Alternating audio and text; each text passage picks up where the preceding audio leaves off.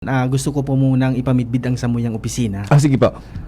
Kami po ay hali sa Regional Civil Security Unit 5. Siya po ang regulatory body kang PNP patungkol sa gabus na fireworks and firecrackers and pyrotechnic devices. Kasabay na po dyan ang regulation ng ownership and use and transfer ng firearms, pati na rin po kang private security agency. Yan po ang kinikater kang samuyang opisina na Civil Security Unit 5 digdi po sa Bicol Region. Sinasabi ta po ng human conduct is not absolute na sinasabi. Hindi ka pwede maghiro base lamang sa kagustuhan mo. Na dapat wala kang ma-injure na ibang tao. Opo. Diyan po naglalaog ang rules and regulations ta. Okay. Nire-regulate po kang estado ang kandakta tanganing dai po kita makakos ning injury sa ibang tao. Okay. Diyan po naglaog at naipasa na po ang pangunahing batas kang fireworks na Republic Act 7183. Diyan po na aspeto nakikiaram ang PNP. Okay. Diyan po nakikiaram ang PNP. Okay po. Itao ko lang po muna so mga naging references ta kaini, mga legal basis ta. Okay. Kung natatatig-implement ang mga rules na ini. Unang-una po ang Republic Act 7183. Ini po ang primary special law regulating the sale and manufacture ng firecrackers and pyrotechnic devices. Yaon man po dyan ang DILG Memorandum Circular 2017-105.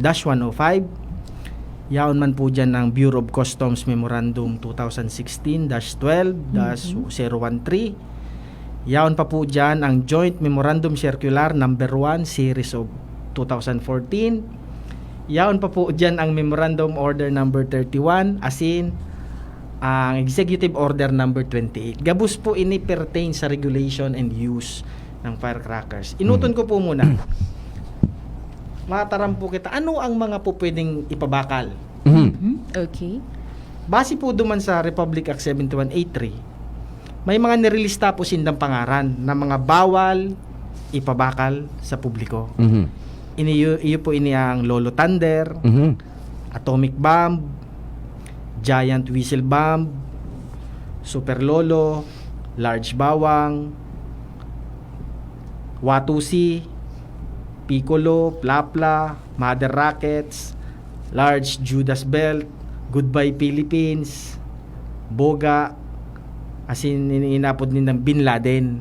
Dakulo Ini po, na. sir, May Bin Laden na mga common names po ini Okay. na nakasurat duman sa Republic Act 7183.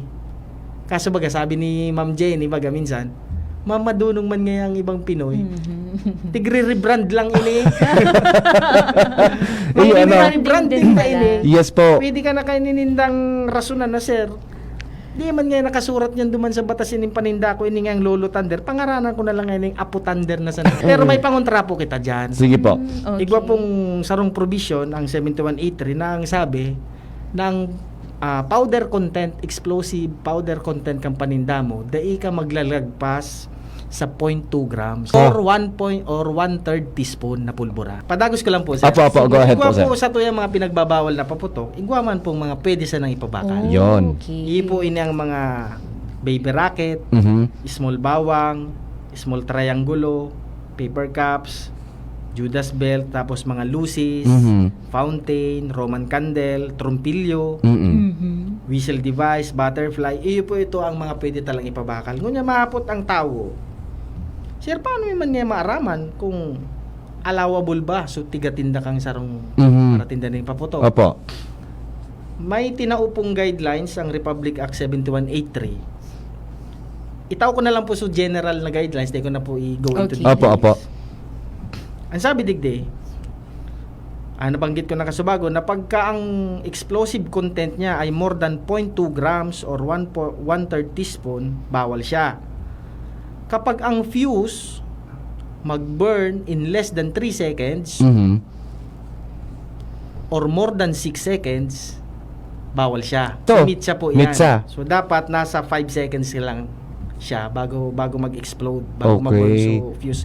Kumbaga tatawan ng kang time para maka-retire duman sa Okay. sinindihan mo. Ang 6 seconds po, precautions sa mga ini duman sa mga taong dahil nakaka-arm na nagsindi palang duman. Ini pa po, bawal po ang imported products. So, gusto taramon, pagka ang panindang paputok ay bakong manufactured sa Pilipinas, although allowable siya na items, bawal siya. Okay.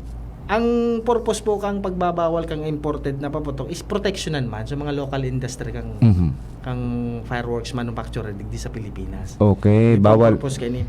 Ang bawal lang po imported na finished products. Okay. Finished product siya. Pero so raw material like powder, ano-ano pa, pwede. Pwede. Okay. So pigpapabakal po na imported, bawal. Opo, Yan po kaya- sa finished product. Kaya mareparo ta, pagka ang label po kang paputok ay Dito masabutan. Inchik ang nakasurat o Arabic ang nakasurat, automatic po, subject for confiscation. Tayan po kaya sir, dahil siya nag-agi sa quality control or inspection na ginigibo kang PNP. Siyempre po, ultimately, no permit. Maski gaano pa ka-legal ang paninda mo, kung dahil ka man na permit, bawal kang magtinda. Yun. Bawal kang magtinda. Ang proseso ta po para makakuha ng permit to sell ng firecrackers, igwa po kitang mandain-lain na permit na pinoprovide ng PNP. Yaon dyan ang manufacturer's license, Okay. dealer's license, Dealers, tapos retailer's license. Mm. Ang yaon lang po sa Bicol ay retailer. Okay. Iyo po yan sa mga nagtitinda dyan sa mga manlain-lain na banwaan. Sumahiling ta. Ngunyan mahapod kita, paano sinda nakapagtinda dyan sa pwesto? Opo. Dyan po naglalaog ang joint circular kang DILG. Interagency po ining cooperation. Opo. But sabihin po, ang LGU, mapasa ng ordinansa para mag-designate ng selling area ng fireworks. Ang BFP naman, ma-inspect para sa fire safety inspection certificate. Yun man ang papel niya. I-secure niya ang structure na dapat compliant, may fire extinguisher, may tubig dyan, may signage na no smoking. Kami man po na PNP, ang papel mi sa pag-release ng permit, i-secure na so o-orderon mong paninda so mga allowable lang.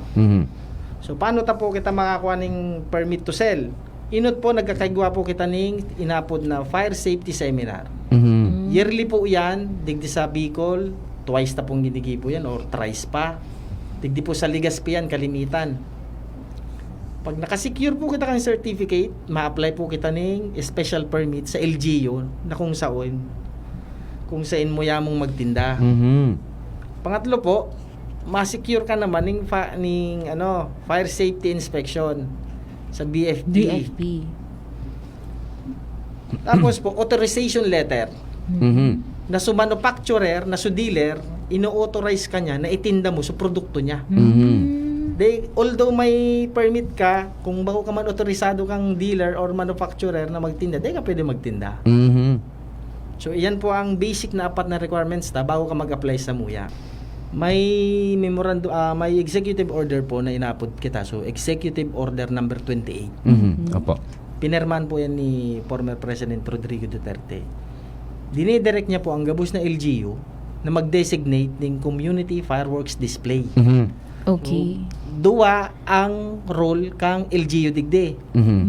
Mag-designate kang area sa selling kang firecrackers at mag-designate ng community fireworks display. Gusto sabihin kang community fireworks display, gabos na paputok na day pwedeng gamiton sa laog kang harong, dumandadarahon para Okay. sindihan. Opo. Ta sa Republic Act 7183 po, igwa kitang 4 classes of fireworks. Taramon ko na lang po. Okay, go ahead po. Ang class 1 ta,